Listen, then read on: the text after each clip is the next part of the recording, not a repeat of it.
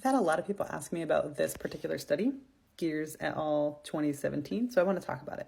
For those of you who are unfamiliar, this study concludes that there is no advantage to using sign language before or after cochlear implantation. Now, there are a lot of concerns with this study. The first big concern is that the investigators defined sign language as any use of ASL, total or simultaneous communication, baby sign, sign exact English, sign language, sign support, or pigeon sign. None of those are languages except for ASL.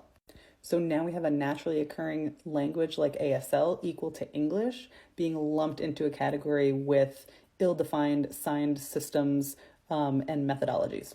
They also didn't define the quality of the input. So they just looked at the percentage of time that parents reported that the kids were signing. But we have no idea if those models were native signers, fluent signers, or if it was always just from their parents. And this is really important because, of course, we want parents to sign with their kids, but we also need native signers to be providing robust language models to these young children.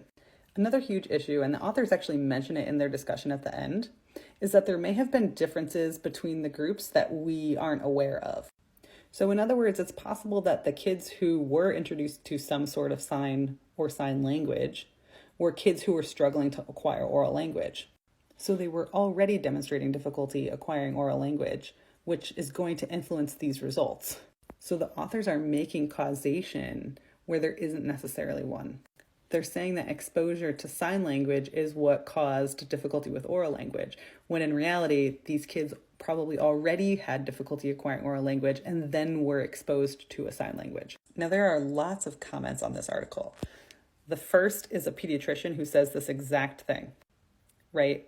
It's more likely a reflection of how much oral language the children could understand rather than how much sign language they were exposed to. Also, Dr. Karen Emery, who is cited in this article in the reference section, comments and says, "You miscited my work. I never said any of that. In fact, my research shows that signing does not negatively impact spoken word recognition." And she also brings up this correlation is causation fallacy. That is a huge issue.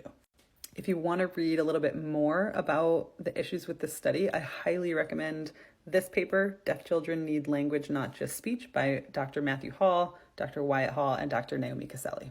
This is why it is so critical to not read conclusions of research articles and just take it as the truth.